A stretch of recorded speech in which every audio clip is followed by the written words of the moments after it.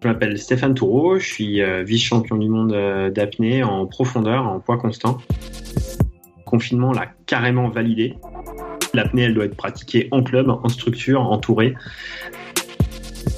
Step by step, on va commencer à faire des recherches de partenaires, à arriver à essayer de trouver des solutions pour avoir un peu plus de temps. Vivre de l'apnée, clairement, c'était difficilement envisageable. Est-ce que professionnel, ça inclut de gérer une école d'apnée? Est-ce que c'est être complètement sponsorisé à 100%, 80%, 50%? C'est très large. Salut les sportifs, c'est Hermano. Je vous présentais le dernier épisode en me plaignant du confinement, qui pour moi était synonyme de plus d'idées, plus de projets, mais aussi l'impression que les journées raccourcissaient. Et mon invité du jour, c'est tout le contraire. Oui, aujourd'hui, pour ouvrir le 10e casier des vestiaires, je vous propose de prolonger l'épisode numéro 8, où je recevais Pierre Frolat avec un autre apnéiste tout aussi inspirant. Stéphane Toureau est un jeune homme au caractère bien trempé et qui a tout juste 30 ans et malgré qu'il ait déjà un beau palmarès, commence sa deuxième vie de sportif sous-marin tout en continuant à préparer l'avenir. Bon, je vais pas trop teaser, je vais pas vous en dire plus, je vous laisserai découvrir tout ça dans l'épisode. Juste avant de vous laisser écouter cet entretien passionnant avec Stéphane, comme à chaque ouverture de casier, j'ai un énorme service à vous demander. Ce podcast ne touche malheureusement que très peu de personnes, ce qui me rend extrêmement triste car j'y mets tout mon cœur à l'ouvrage. Encore une fois, je ne souhaite pas vivre de ce podcast et encore moins vous embêter avec de la publicité, mais plus je recevrai de sportives et sportifs prestigieux et plus nous pourrons les aider grâce au projet que je suis en train de finaliser. Et pour ça, il va falloir que l'on enregistre des records d'audience. Alors vous le savez, direction Apple Podcast pour laisser une note 5 étoiles et une revue.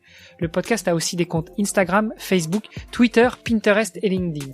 Partagez-y votre commentaire, taguez-moi et je vous remercierai personnellement. Allez, assez parlé, je vous laisse avec Stéphane Toureau.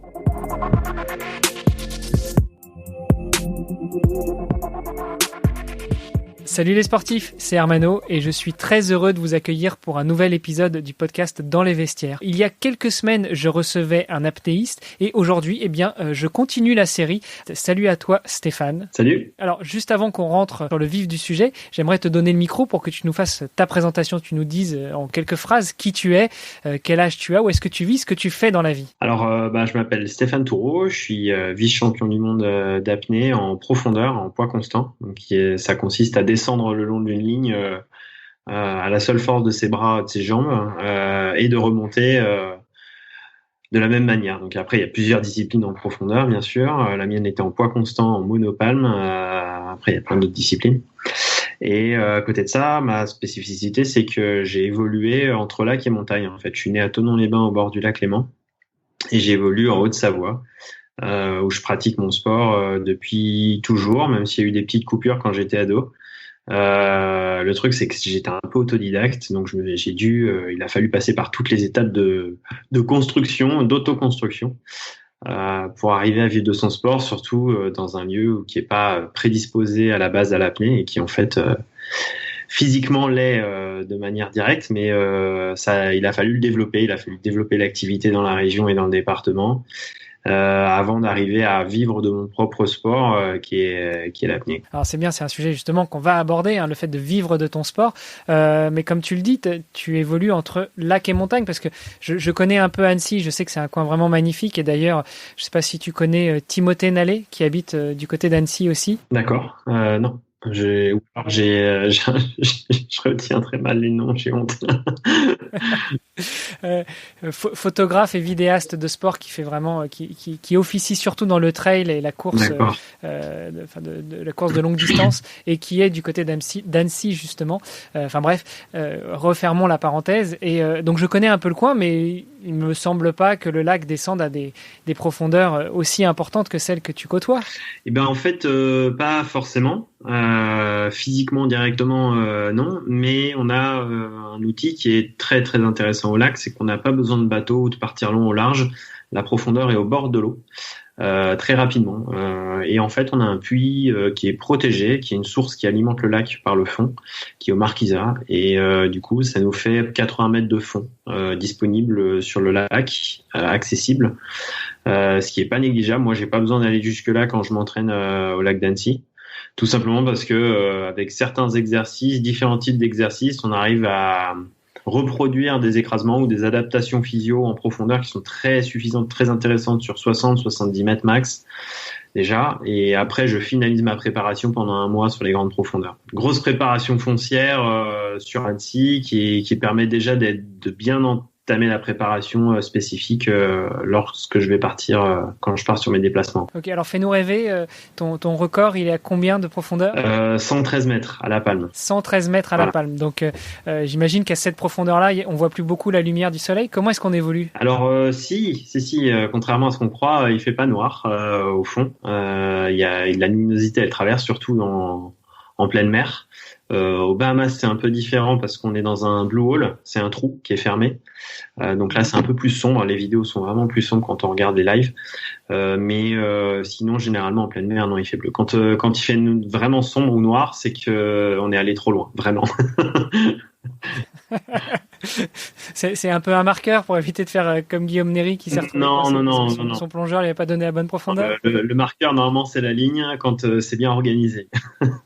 Donc, le sport évolue quand même, malgré ses erreurs. Et en termes de durée, ça représente une apnée de combien de temps? Alors, c'est des apnées qui durent pour moi assez court. Enfin, j'ai une fibre assez rapide, donc mon métabolisme est rapide, donc j'adapte un petit peu ma vitesse. Mais je commence progressivement à ralentir. Je suis à 3 minutes de l'aller-retour. Et je pense que cette année, je risque d'avoir des surprises sur mes temps d'apnée qui vont s'allonger un peu, qui vont me permettre de prendre un peu plus de temps et d'arriver à être un peu plus dans le relâchement pendant la descente. Ouais. Alors pourquoi tu dis cette année? On a un petit peu parlé en off, mais est-ce que ce seraient les conditions actuelles qui font que tu vas plus plonger en ce moment et tu te concentres plutôt sur l'endurance, le fond? En fait, c'était déjà au programme de ma préparation, seulement on va dire que le confinement l'a carrément validé parce que du coup, j'ai plus le choix que de faire que ça en parallèle, et je pense que si rien n'arrive par hasard, c'est une très bonne chose. Ça va me permettre justement de travailler sur cette filière que je pensais avoir et qu'en fait je n'avais pas vraiment autant que nécessaire. Donc là, je pousse un peu la machine sur le cardio pour ralentir ma fibre et arriver à être plus dans l'économie de l'effort, et je pense que ça va m'aider, ouais, parce que je le sens déjà sur les sensations. Sur mes sensations en apnée, même au sec, sur le home trainer.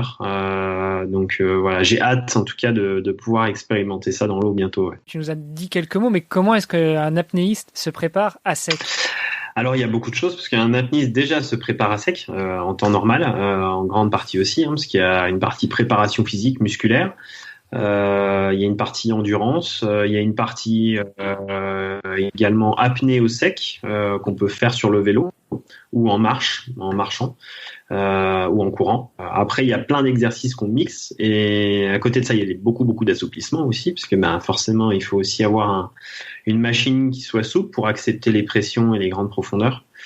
Donc, c'est un savant mélange dans la semaine pour arriver à ajuster tous ces petits trucs pour arriver à un niveau de performance. Surtout qu'après, quand on part sur des sessions de préparation avant une échéance, généralement c'est un mois avant. Donc on a 4 semaines pour monter après en puissance à un niveau spécifique. Parce qu'évidemment, quand on plonge profond, on peut pas se permettre d'avoir une grosse préparation foncière en parallèle au même moment.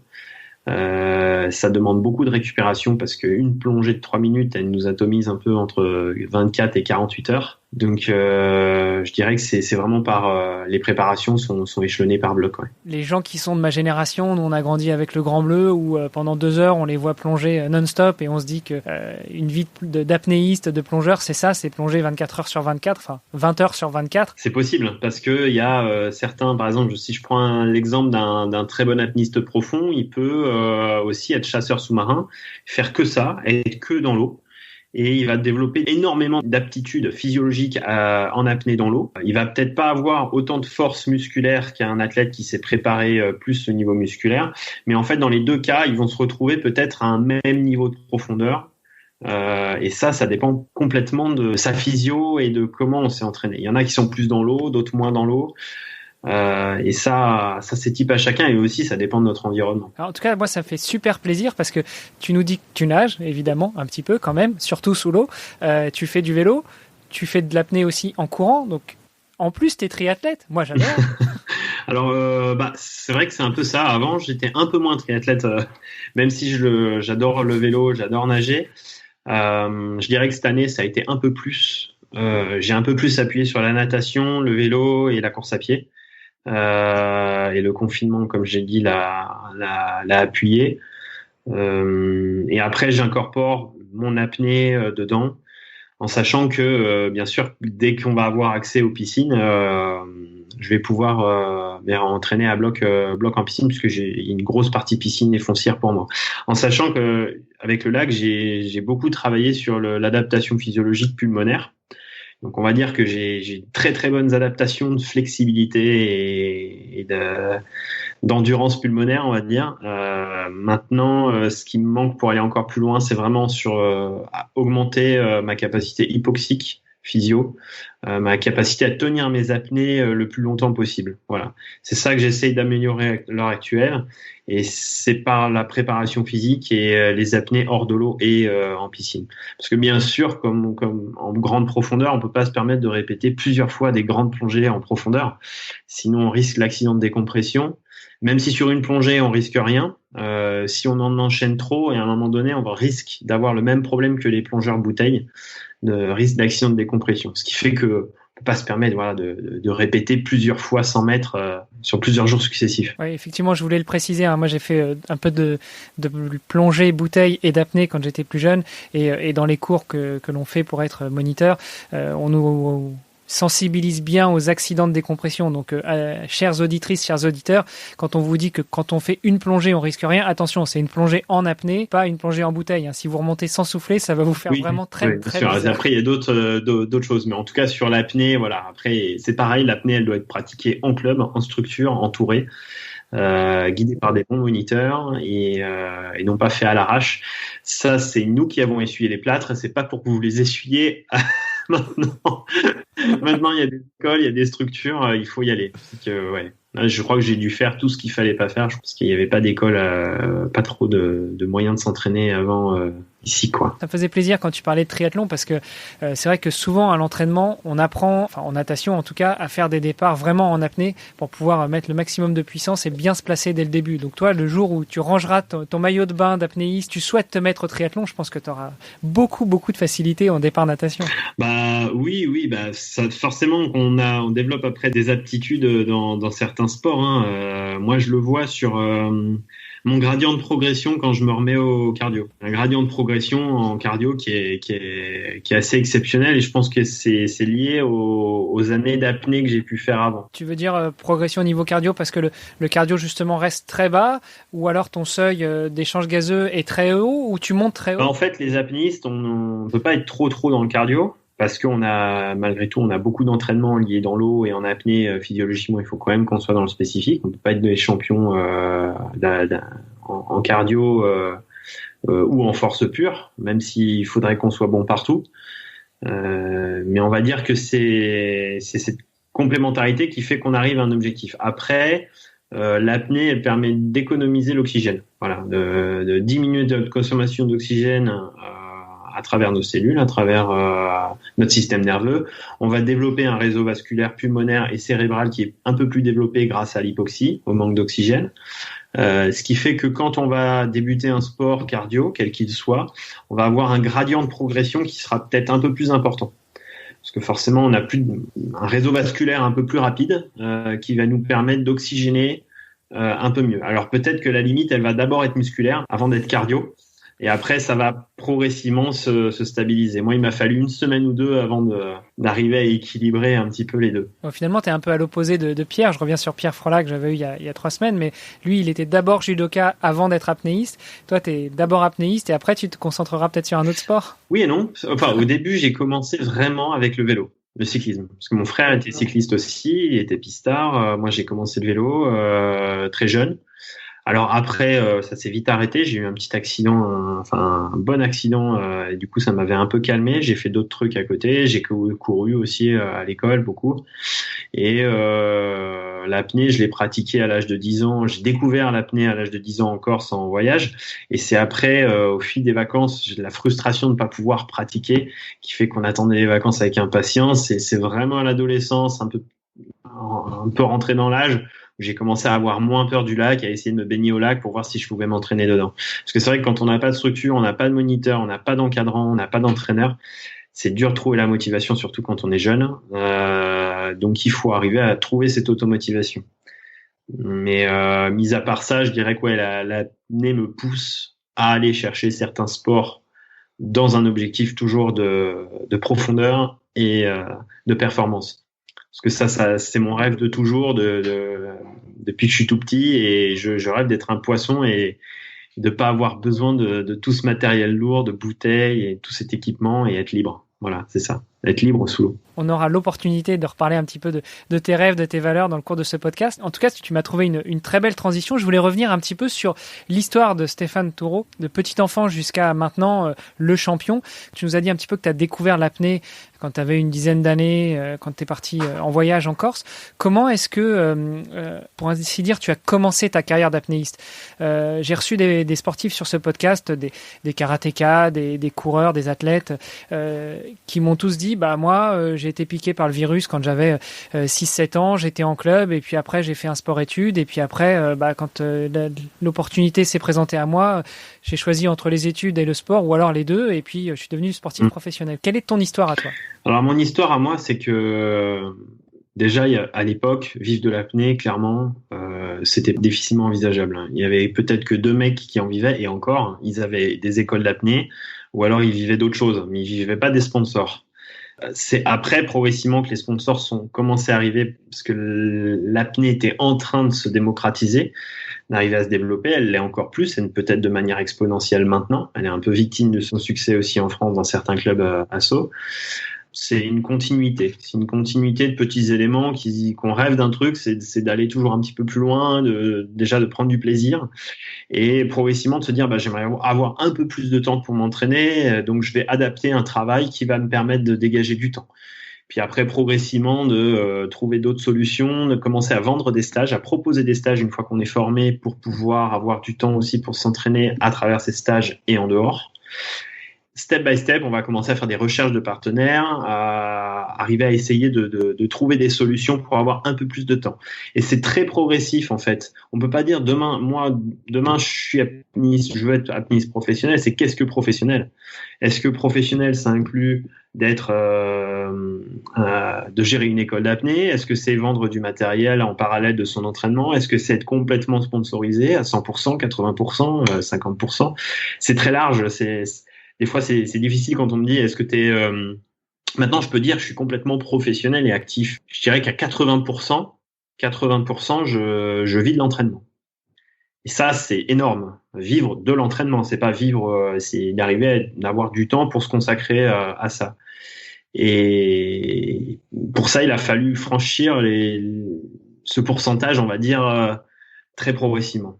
Alors quand tu dis que tu vis de l'entraînement, c'est-à-dire que tu as réussi à trouver des sponsors qui financent ton entraînement, ou tu veux dire par là que tu es un professionnel de ton sport, dans le sens où, comme tu le disais, tu donnes des cours, tu donnes des stages, et c'est grâce à ce que tu récoltes en vendant ces stages que tu arrives à t'entraîner au quotidien et à payer tes factures? Alors au début, c'était un peu de stage, un peu de cours, un peu de sponsors. Et puis progressivement, au fil des années, c'est devenu un peu plus du sponsor, un peu moins de stages, jusqu'à pratiquement disparaître les stages. On va dire que les stages, j'en ai peut-être 1 ou 2, mais c'est plus un complément.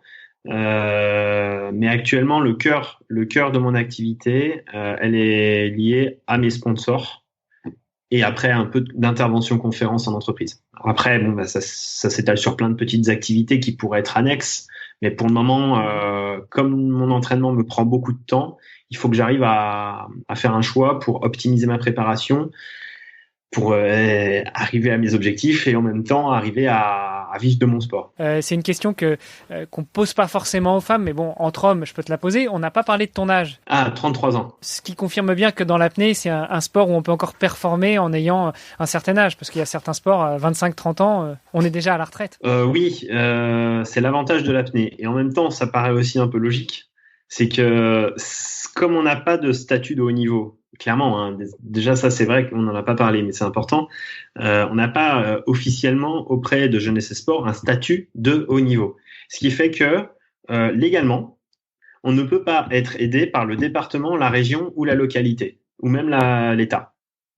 Donc, ils n'ont même pas la possibilité de eux, même s'ils avaient envie de nous aider, ils ne pourraient pas le faire. C'est ça qui est assez hallucinant et qui nous pousse à être complètement autodidacte sur le financement et donc créer son entreprise. Je te coupe, mais alors pourquoi est-ce que vous n'avez pas la possibilité d'avoir ce statut de sportif de haut niveau? Alors, le statut de haut niveau, il est quand même assez exigeant. Je crois qu'il faut à peu près plus de 35 pays, nations par championnat du monde représentés au niveau mondial. Enfin, sur les critères français, ils veulent qu'il y ait au moins 35 pays présents au championnat du monde. Ensuite, il y a d'autres critères qui sont... c'était quoi? Je crois qu'il faut un nombre de médailles sur 4 ans qui nous classe dans les 4 meilleures nations au monde. Derrière, il faut qu'on ait un pôle espoir, il faut qu'on ait un circuit Coupe de France, il faut qu'on ait un championnat de France. Et après, ça dépend quelle activité. Donc, quelle activité? Parce que bien sûr, dans la fédération française, on a plusieurs activités. On a la nage avec palme, qui elle est reconnue. On a d'autres sports qui ne le sont pas, dont l'apnée. Ce critère-là, il devient de plus en plus difficile à avoir, en sachant qu'une fois qu'on a un statut de haut niveau, c'est l'État qui va débourser un certain investissement pour pouvoir professionnaliser l'activité, du moins pour arriver à aider les athlètes à subvenir à leurs besoins par différentes aides, qu'elles soient professionnelles ou qu'elles soient financières, ou même directement de financer au biais de la fédération des choses. Donc ça, pour le moment, le statut, on ne l'a pas. Et vu la conjoncture actuelle au niveau financier, ça a l'air d'être assez compliqué dans l'avenir. Donc autant arriver à se gérer soi-même. Et je dirais que c'est ça le cadeau. Au final, je l'ai un peu pourri, ce truc-là, en me disant, mais purée, on a un sport qui est ultra physique et ultra exigeant et on a vraiment zéro aide. C'est quand même assez hallucinant. Et derrière, je me suis dit, mais en fait, non, c'est le meilleur cadeau qui soit. Si j'avais pas eu toutes ces difficultés-là pour y arriver, je me serais pas formé à tout ce qui est lié au sport, marketing du sport, communication, arriver à intervenir devant le public, que ce soit sur des conférences, à intervenir auprès des médias, savoir comment ça fonctionne. Malgré tout, c'est une préformation professionnelle, mais qui est autodidacte. Et j'ai pas fait d'études, mais au final, je me suis auto-formé grâce à ça. Donc pour moi, ça a été inconsciemment, ça a été un outil qui m'a permis de me former sur les métiers du sport. Est-ce que du coup tu as déjà réfléchi à ta reconversion, à ta retraite? Est-ce que j'imagine que bien entendu tu vas mettre en pratique tout ce dont tu viens de nous parler, tout ce que tu as appris, mais comment est-ce que tu peux le mettre en avant dans le cadre d'une reconversion, si tu y as déjà pensé? Ou peut-être que tu seras apnéiste, professionnel de l'apnée jusqu'à 60, 70, 80 ans et encore au-delà? Alors déjà c'est vrai que l'apnée, on vieillit bien. Dans les meilleurs apnéistes, ils sont entre 30 et 40 ans. Voire plus dans certaines disciplines comme l'apnée statique. L'apnée statique, on peut vieillir encore plus. Donc ça, je sais pas si je serais champion d'apnée statique à 60 ans, mais non, mais ce qui est sûr, c'est qu'en tout cas, j'ai de l'avenir sur mon activité. On a un sport qui physiologiquement, qui demande beaucoup d'années d'adaptation en grande profondeur, qui nous laisse un champ de progression à passer 30 ans qui est assez important. Mais au-delà de ça, comme on a galéré avant, je dirais que notre pré-carrière, on l'a construite avant notre carrière. C'est ça le paradoxe en fait de l'apnée, c'est que si tu veux vivre d'un sport où tu galères grave, au final, tu te formes à ton après-carrière avant même d'être apnéiste professionnel ou d'être tel ou tel athlète professionnel. Donc, je dirais que c'est ça. Je me suis auto-formé, j'ai fait ma propre auto-école de formation sur mon après-carrière. Donc, même si demain, je devais avoir et si ma carrière devait s'arrêter, je sais que derrière j'ai plein de portes de sortie dans différents secteurs d'activité, même si j'ai un cœur pour la préparation mentale, le développement personnel, lié à l'entraînement, à la préparation, et aussi surtout en intervention conférence auprès des entreprises que j'apprécie. Ta reconversion est déjà toute trouvée si jamais tu devais tirer un trait sur ta carrière. Ouais, mais c'est pas le cas. Pour le moment, je m'éclate dans mon entraînement, je m'éclate dans mon sport. Et c'est marrant parce que tu vois, le confinement m'a encore plus validé le fait de cette voie-là, d'être sportif. parce que je l'ai toujours été au fond de moi et au final j'avais peur de l'accepter complètement en me disant ouais mais il y a le travail, ouais mais il y a ci, il y a cette notion toujours de standardiser de notre société qui nous confine à un poste et en fait non, je pense que le poste c'est à nous de le créer. Il faut plutôt le voir comme un jeu et de s'auto-construire et de faire quelque chose qui n'a pas encore existé ou qui n'est pas existant. Et je pense que c'est là où on arrive à vraiment pleinement apprécier son job. Je voudrais vraiment revenir sur ton début de carrière. Tu nous as dit que ça avait été un petit peu de tâtonnement, que ça avait été principalement d'abord des stages, donc vendre de la prestation qui te permettait de continuer l'apnée. Mais tu nous as dit aussi que tu n'avais pas fait d'études. Donc, qu'est-ce qui a fait vraiment, quel a été le déclic? À quel moment tu t'es dit, bon, ok, je sais pas, tu as eu ton bac et après tu as dit, bon, bah, en septembre, voilà, je commence à donner des cours ou j'ouvre une école de plongée ou je vais être employé instructeur. Quel a été le déclic? Ça, c'est toujours la question qu'on me pose et chaque fois, c'est une éternelle réponse. Il n'y en a pas. C'est vraiment tellement step by step que du coup, à la fois, tu as une part de rêve, tu as un pourcentage de rêve dans ta tête.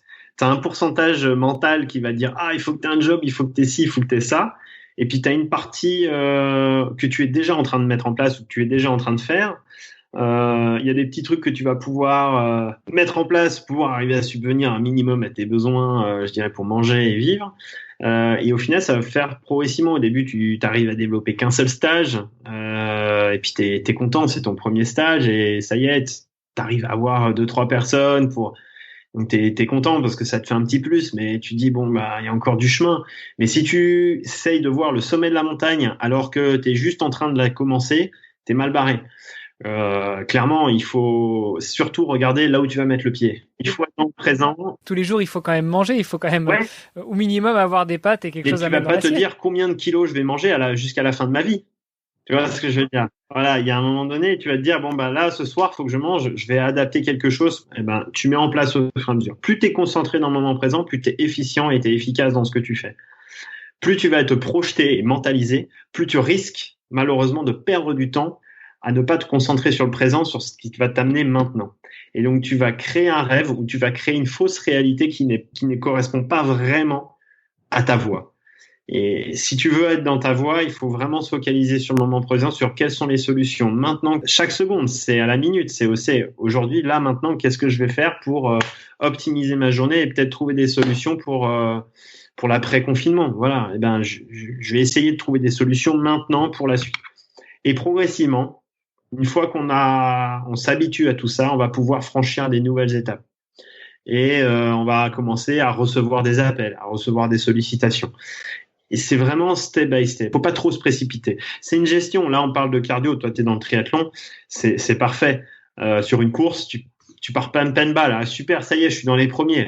Oui, combien de temps ça va durer sur ta course? Et à un moment donné, c'est ça. C'est d'arriver à se gérer dans son effort et à surtout s'écouter. Écouter son propre corps, écouter ses émotions. Parce qu'à un moment donné, si on dépasse la limite, il y a forcément un moment donné où on va casser. Et ça m'est arrivé. J'ai eu un crash il y a 2 ans. J'ai voulu tout cumuler quand j'ai créé ma société. J'ai essayé de tout gérer et en même temps, je me couchais tard la nuit parce que j'essayais de bosser l'anglais parce que je devais préparer une conférence en anglais. En même temps, derrière, je devais m'entraîner en profondeur. En même temps, je gérais d'autres trucs. Du coup, je dormais pas assez. Nutrition, j'ai fait un peu moins attention et bim, ça a pas loupé, j'ai cassé. Un petit burn-out, plus blessure, plus œdème pulmonaire et derrière 1 mois d'arrêt. Donc tu vois, ça pardonne pas. Ça, j'en suis tout à fait conscient et justement hier soir, j'enregistrais avec Greg un épisode du podcast de Nakan et le sujet c'était le burn-out sportif. Donc je suis tout à fait d'accord avec toi. Je pense qu'on est sur la même ligne. Et justement, quand on finance sa carrière, enfin quand on finance sa saison à coup de sponsoring, de partenariat financier avec des institutions ou des entreprises qui te font confiance, comment ça se passe quand tu fais ce petit burn-out? Alors, tu nous as dit ça durait 1 mois, mais j'imagine qu'il faut quand même aller vers tes sponsors, leur annoncer que là, tu avais peut-être prévu une compétition, finalement, elle ne pourra pas se faire, ou tu as un petit coup de moins bien. Comment est-ce qu'on gère ça? Déjà, il faut être dans l'instant et positif sur qu'est-ce que ça va t'apporter. Ça, c'est la première question qui doit devenir, c'est pas merde, qu'est-ce que je vais pas pouvoir faire? Parce que ça, clairement, c'est pas du tout la question qu'il faut se poser sur le moment si tu veux te remonter le moral à toi-même. Et si tu veux arriver à sortir de ça, la première question, c'est qu'est-ce que ça m'a apporté? Qu'est-ce que j'ai compris grâce à ça? Et une fois que tu transfères cette information-là, tu dis, OK, là, j'ai compris ça, je vais gagner enfin du temps. Tu l'as rejeté les alertes de ton corps au profit du mental. C'est-à-dire qu'en fait, c'est ton mental qui t'a amené à cette conséquence. Parce qu'au final, t'as pas écouté ton corps, t'as écouté ton mental.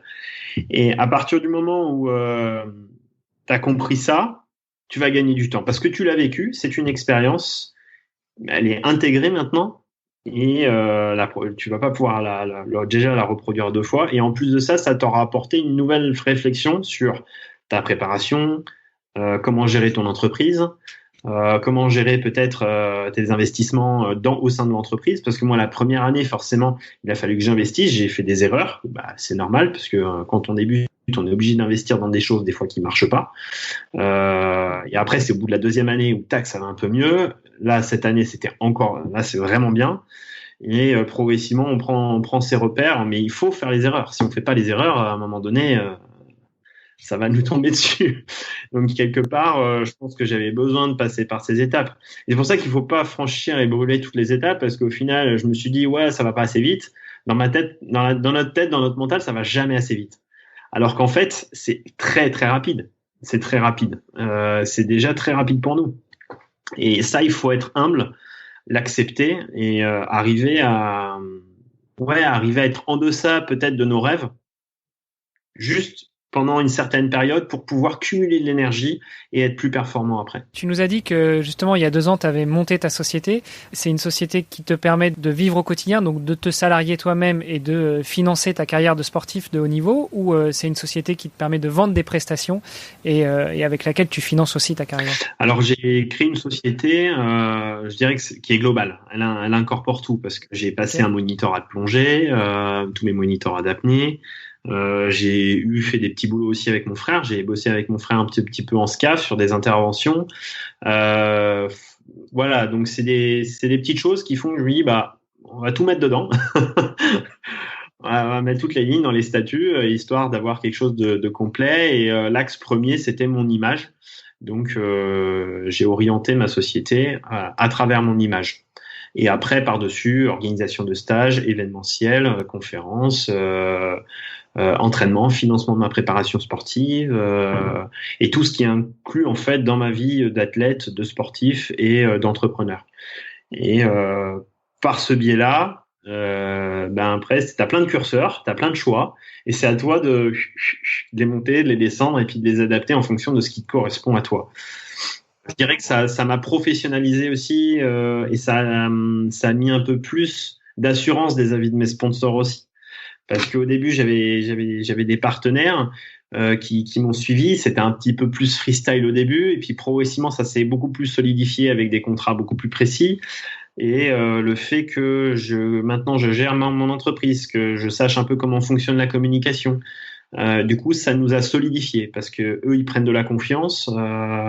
Moi aussi, des avis de mes partenaires, et puis on arrive vraiment à construire quelque chose de fort, et puis avec une vraie relation à la fois professionnelle et aussi amicale, qui permet de vraiment solidifier le socle et d'être un peu plus serein, de pas être tout le temps en train de chercher les partenaires tous les ans. Et je dirais que ça, c'est important, d'arriver à construire une vraie relation de confiance avec ses partenaires pour arriver à son objectif, parce qu'à un moment donné, il va falloir se concentrer à l'entraînement, et ça prend beaucoup de temps, et il faut manager le reste du temps pour aussi que chacun y trouve son compte. Autant moi que eux, dans leur stratégie de commerciale ou professionnelle et autres. Et aussi avec des valeurs, parce que bien évidemment, je vais pas chercher des partenaires qui n'ont pas les valeurs que je partage.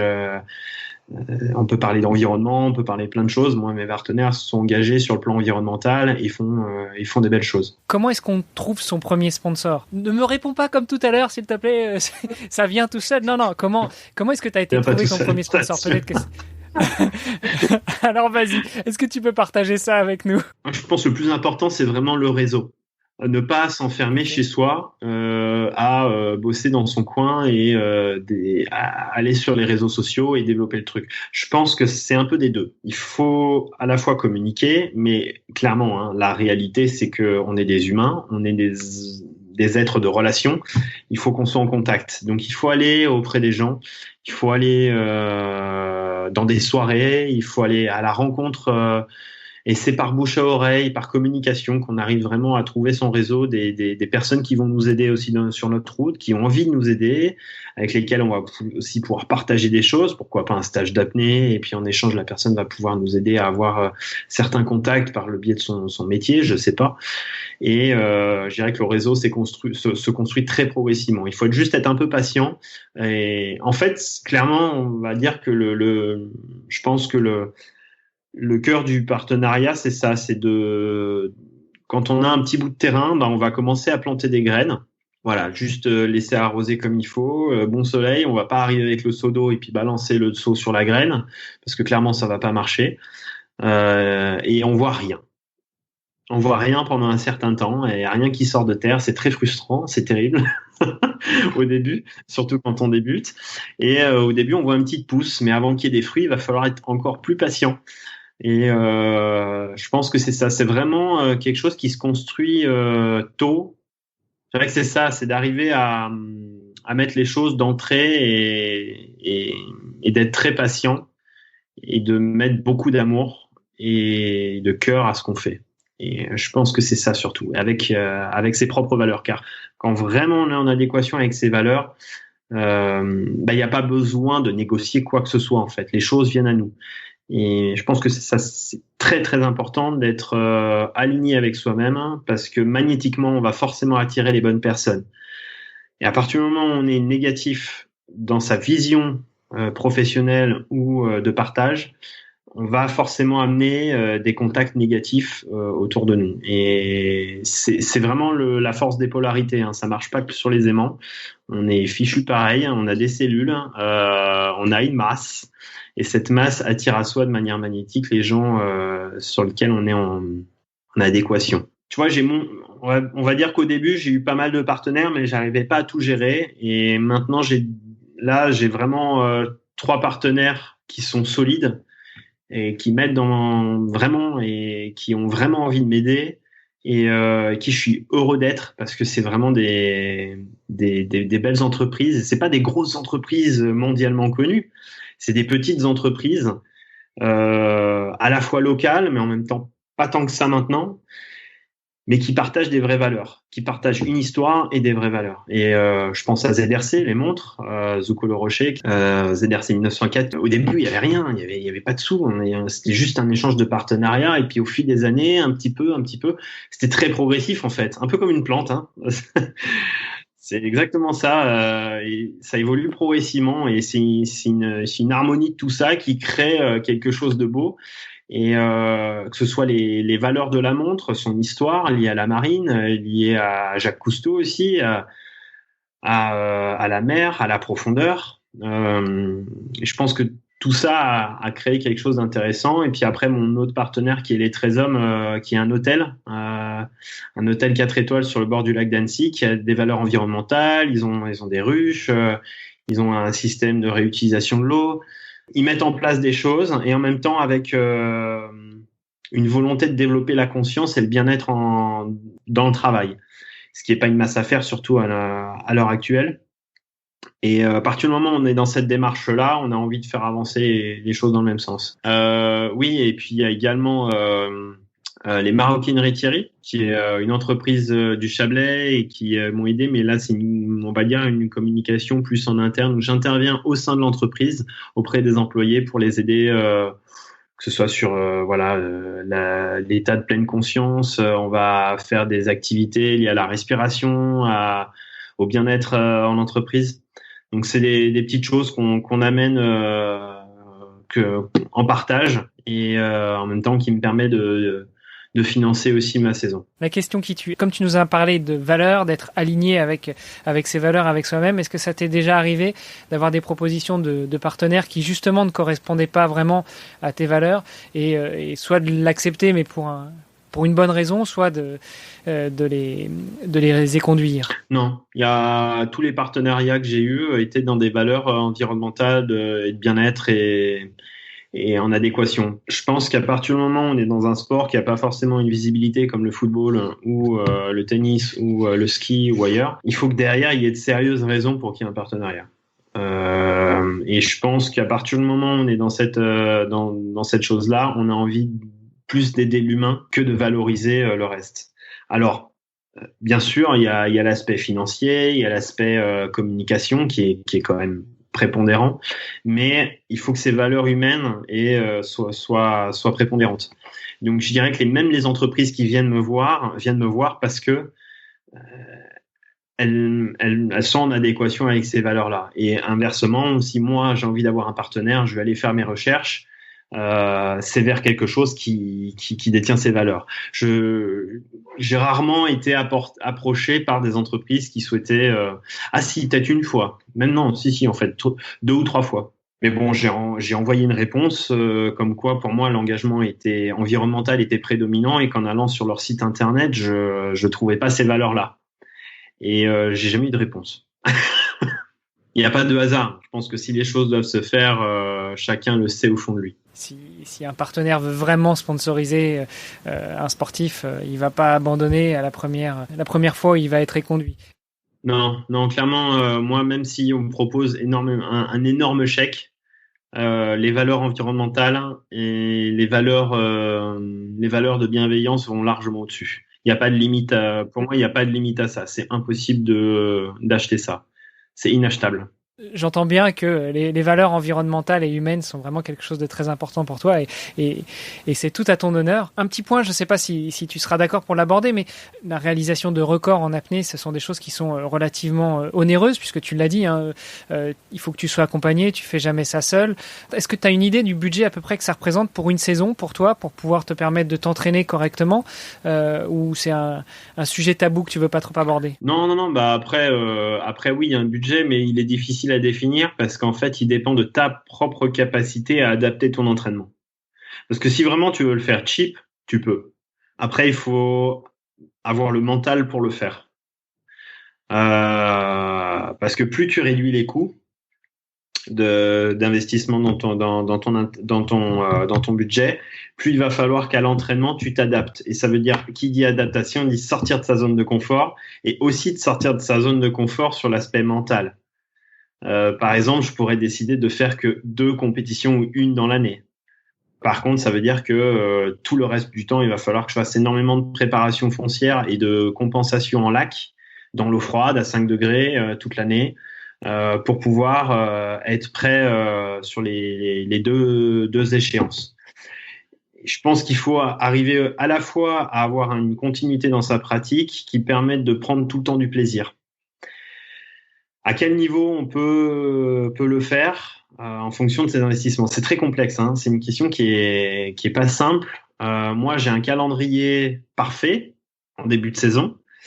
Et en fonction de ce budget-là, il va y avoir des trucs qui vont sauter ou qui vont peut-être se rajouter parce que j'ai des possibilités.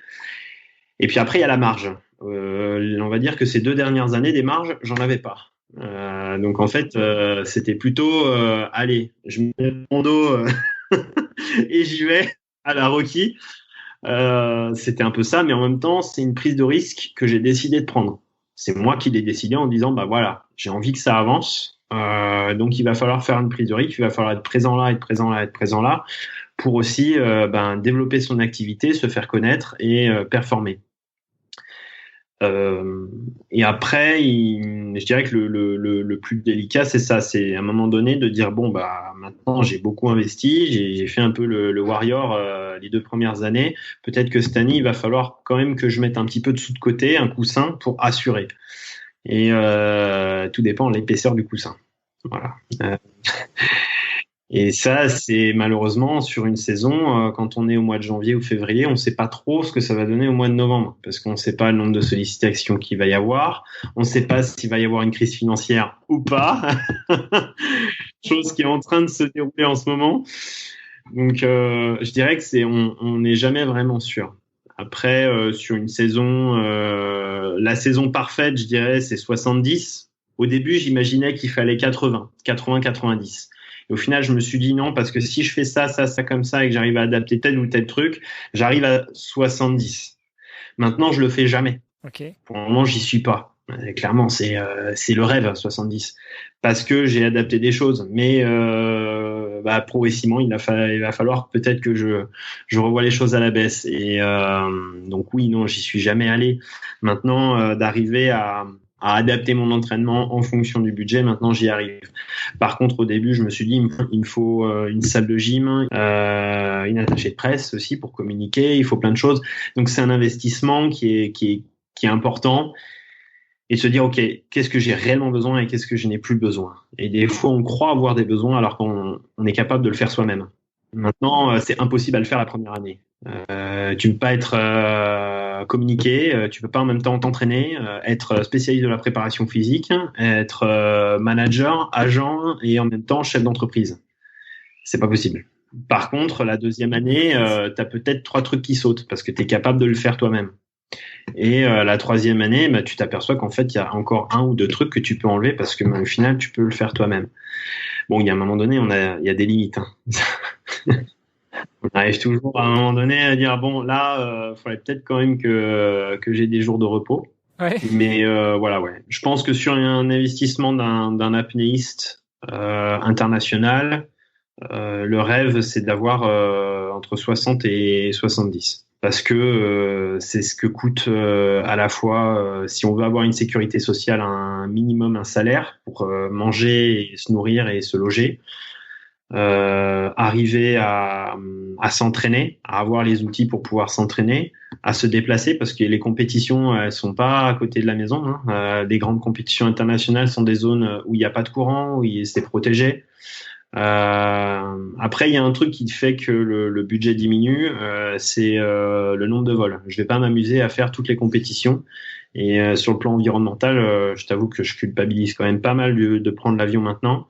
Donc j'essaye d'optimiser aussi, de bien choisir mes compétitions pour pas trop m'amuser à voler aux 4 coins du monde.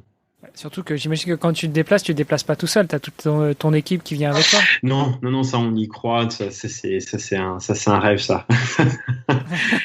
Ah, ça veut dire qu'il faudrait qu'on soit à 100 000 euros par an là, c'est plus du tout. Non. Donc tu te déplaces vraiment tout seul quand tu te déplaces ou tu as 1 ou 2 personnes qui viennent avec? Non, zéro. Non, zéro. Ouais. Non, je m'adapte. Là, j'ai ma chérie qui va peut-être venir avec moi aux Bahamas, là, donc peut-être pour m'aider, en tant qu'elle va me coacher. En plus, elle sait faire des massages chinois, donc ça va sûrement m'aider aussi dans ma préparation pour la performance. Il y a une fois, si j'ai fait venir mon coach mental, mon préparateur mental, aux Bahamas, mais c'était une fois. Voilà, c'était en plus dans le cadre d'un projet documentaire, d'un projet vidéo. Donc, je dirais que c'est quelque chose qui est moins envisageable maintenant. Et un préparateur physique, maintenant, je sais ce qu'il faut que je fasse dans ma préparation, mais ça m'a mis 10 ans. Ça m'a pris 10 ans avant de savoir réellement ce qu'il me faut dans ma préparation, les choses que je peux ajuster et surtout comment m'auto-corriger voilà. Mais je dirais que j'ai pas du tout moins de complexe à parler de ce qui est argent, recherche de partenaires, parce que j'ai tellement galéré dessus qu'au final, j'ai envie de le partager, parce que les gens ont besoin de savoir, les futurs jeunes athlètes ont besoin de savoir aussi, et je pense qu'il y a trop d'omerta là-dessus, il y a trop de silence. On veut pas exprimer vraiment les galères par lesquelles on est passé, on veut pas vraiment exprimer la notion d'argent, mais ça c'est typiquement français, ça. Je pense qu'on a un problème avec ça. On a un problème avec ça. La semaine dernière, j'avais Sandy Scordo, karatéka, vice-championne du monde de karaté, qui nous disait que elle a fait quelques années aux États-Unis et c'est totalement différent. Même dans la recherche de sponsors, la relation est totalement différente. Pour les sociétés françaises, en général, un sportif n'est quelqu'un qui a de la chance de pouvoir vivre de son sport, alors qu'aux États-Unis, c'est quelque chose qui est beaucoup plus ancré dans la culture. Et on n'a pas de problème de parler d'argent avec un sponsor, là où en France, c'est beaucoup plus tabou. On est entièrement d'accord. Mais après, Tout dépend comment on y arrive. Mais en tout cas, si on y passe par la case galère, on a beaucoup moins de complexes à en parler, je pense, parce que on a dû le travailler soi-même à la dure. Après, voilà, j'ai aidé aussi des potes. Je suis souvent contacté par des collègues de l'équipe de France ou autres pour des conseils, des questions sur la recherche de partenaires ou pour aider, donner des conseils. Parce que j'ai tellement galéré là-dedans que j'ai pas envie qu'ils passent non plus à perdre du temps par toutes les étapes. Surtout pour les jeunes qui arrivent. Je pense qu'ils ont besoin d'aide et on a essuyé les plâtres. C'est pas pour leur mettre des bâtons dans les roues. Bien au contraire, c'est vraiment de s'entraider. Et voilà. Après, il y a l'image qu'on se fait du sport de haut niveau, et puis des athlètes, et puis de l'entraide et autres, et puis il y a la réalité. Et je pense qu'à un moment donné, il faut arriver à se gérer soi-même, hein, si on veut vraiment être sûr de son projet, pour se construire. Et voilà. Je dis pas que c'est de pas donner sa confiance aux autres, au contraire, c'est de savoir en donner, mais il faut savoir être autonome et indépendant. Je pense que c'est ultra important, surtout dans une activité qui est pas rémunératrice. C'est bien parce que c'est tout à fait l'objectif de ce podcast d'échanger sur ce sujet et de faire comprendre aux gens, de démystifier le fait que les sportifs ce sont pas des gens qui se la coulent douce au bord de la piscine ou du lac et qui attendent que les billets tombent pour pouvoir continuer à s'entraîner. Tu vois, je vais te donner, excuse-moi, je vais te couper. Tu vois, dans mon tableau d'entraînement là, j'ai pour te donner une idée, j'ai 15 heures d'entraînement effectif. Là, j'ai 15 heures d'entraînement effectif, donc physique. Hein. Derrière, il y a les assouplissements, il y a la méditation. Si je l'inclus, on est à plus de 23 heures. On est à plus de 20 heures dédiées à l'apnée, à la préparation. Et derrière, là, ça va, c'est une période de confinement. Donc pour moi, c'est les vacances. Si tu veux. Là, on est en vacances, en fait. Voilà. 20 heures par semaine, on est en vacances. Pourquoi ? Parce que le reste du temps, je passe beaucoup de temps sur l'ordinateur. Il y a aussi des rendez-vous, il y a des sollicitations, il y a des projets, il y a des déplacements. Et au final, ça fait des journées de fou. Mais moi, je me rendais pas compte au début. Je culpabilisais parce que je me dis, mais purée, quand t'es indépendant, en fait, t'as toujours un moment donné où tu te culpabilises. Tu dis, mais purée, là, j'ai l'impression de procrastiner et tout, d'être avachi l'après-midi. Mais normal, tu t'es envoyé 3 séances d'entraînement dures la veille et derrière, tu demandes à ton corps d'avoir la forme mentale pour bosser pendant une journée sur un ordinateur. Donc, c'est pas possible. Et je pense que c'est vraiment un job. C'est vraiment un job à plein temps. Et qui est loin d'être simple. Et les gens te jugent beaucoup des fois avec les réseaux sociaux sur Instagram avec tes photos et ils voient pas des fois tout le truc qu'il y a derrière. Ils voient que la partie qui émerge de l'iceberg. Mais ça c'est connu, hein, c'est pour tout. En tout cas, moi, je voulais te dire, je te propose un deal, enfin plutôt un deal unilatéral. La prochaine fois que tu as des demandes de sollicitation de la Fédération française ou autre, de petits jeunes qui te demandent des conseils, ce que je te propose, c'est d'écrire quelques notes et puis de venir publier sur le site de vestiaire.org. Comme ça, tu pourras échanger aussi un petit peu tes bons conseils. Bah écoute, avec plaisir, ouais, carrément. Je verrai ce que je pourrais faire en échange parce que un deal, c'est pas unilatéral, mais on verra ce qu'on peut faire en échange. Je t'ai dit, ok, tu m'as même pas proposé ce que tu as eu en échange. Ouais, non, c'est très bien, c'est pour ça que je te dis. C'est beau. Je suis en train de manger sur ton temps parce qu'on est déjà presque à 1 heure d'enregistrement. Ça va, ça me rassure, ça veut dire que tu passes un bon moment avec moi, donc ça c'est top. En général, pour finir, je pose toujours quelques questions où tu peux répondre soit en prenant vraiment ton temps ou alors du tac au tac. Première, ce serait si tu devais changer une seule chose dans ta vie jusqu'à présent ou dans ta carrière d'apnéiste, qu'est-ce que ce serait ? Là, tu me poses une colle parce que j'ai envie de te dire rien. C'est impossible. Au début, je t'aurais dit oui. Je pense qu'il y a quelques temps en arrière, je t'aurais dit ouais, il y a 2-3 trucs que j'aurais aimé changer, mais en fait, non. Non, parce que chaque chose revient à équilibre. À partir du moment où tu n'as pas quelque chose, tu vas compenser en faisant autre chose pour pouvoir apprendre et avancer. Donc au final, quelles que soient les difficultés que tu rencontres ou les non-faits, ça va te pousser dans ton retranchement à travailler d'une manière différente pour arriver à un même objectif. Donc au final, ce qui compte surtout, c'est ta capacité de conscience dans l'instant qui est déterminante. Plus tu vas développer ta capacité de concentration dans l'instant, plus tu vas développer tes potentiels, développer ton intuition, développer ta capacité aussi de trouver des idées, des solutions. Parce que bien sûr, dans le sport de haut niveau, si tu veux arriver à gravir les échelons, je pense qu'il faut arriver à créer quelque chose qui n'est pas encore existant ou qui n'a pas encore été fait. Et je pense que ça, c'est le plus dur. Pouvoir savoir sans arrêt se réinventer et réinventer son sport. Ouais, et puis être à l'écoute de son corps pour aussi changer. Parce que son corps, lui, il aime bien les habitudes. Donc justement, d'être capable de sortir de sa zone de confort, sortir de ses habitudes. Autre petite question qui s'y rapporte un petit peu. Si tu pouvais te transformer en un tout petit Stéphane et aller te parler à l'oreille du Stéphane de 10 ans en Corse quand tu découvres l'apnée, qu'est-ce que tu te dirais ? Et confiance. Parce que je pense que c'est ça qui a été le plus dur à gérer pour moi. Hein. Ça a été la confiance en moi. Arriver à être dans l'instant présent. Et j'étais tout le temps ailleurs dans mes pensées et j'avais très peu confiance en moi. Et toute ma construction, du coup, elle a été basée là-dessus. Que ce soit les interventions que je donne en conférence, sur la pleine conscience, sur la gestion émotionnelle, sur toutes ces choses-là. Je pense que j'aurais pas eu tout ça, j'aurais pas pu proposer ces choses-là parce que j'aurais pas pu être expert dans le domaine. Mais généralement, c'est là où c'est les domaines où on peut partager. C'est des domaines où on a le plus galéré. Donc voilà. Mais ouais, et confiance, je pense que c'est la plus belle chose que j'aurais pu entendre étant petit, ouais. Une belle conclusion, je trouve. Très belle. Et pour finir, s'il y avait une ou un sportif que tu aimerais entendre sur le podcast Vestiaire? Je dirais Kylian. J'adore Kylian. Ça va être dur à avoir, mais je l'admire aussi. Je connais indirectement, mais Kylian, il est top. Et puis, tu vois, dans certains athlètes dans le sport de haut niveau, il y en a qui m'impressionnent par leur état de non-réflexion, enfin de présence, et je discute pas, et c'est à l'intérieur, et je le vis complètement. Et là, ça c'est ce qu'incarnent des gars comme Kylian, qui ont tout réussi, parce qu'en fait, ils incarnent juste ceux qui sont. Et c'est souvent des personnes qui ont toujours eu un lien très fort à la nature, ou des familles très connectées à la terre.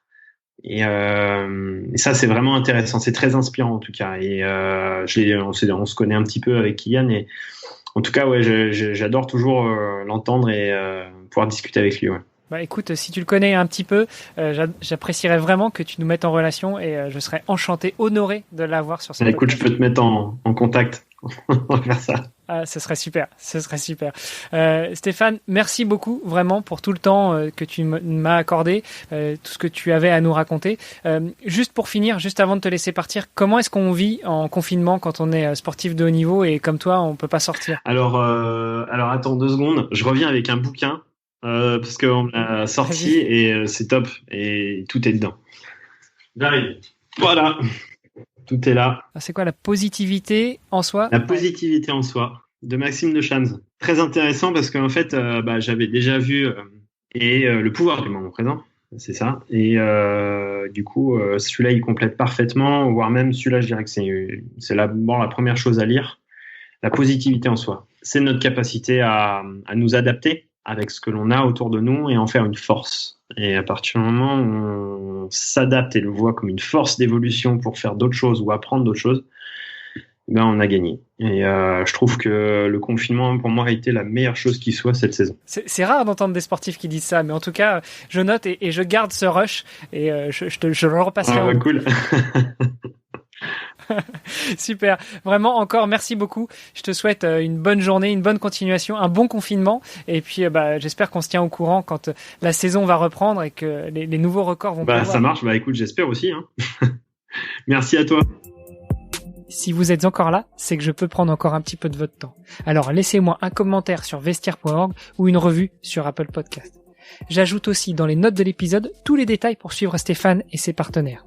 Faites-leur un petit coucou de la part de Stéphane et moi sur les réseaux sociaux, ce serait sympa. Allez, à la semaine prochaine ou à dans 15 jours si je traîne encore pour mon montage.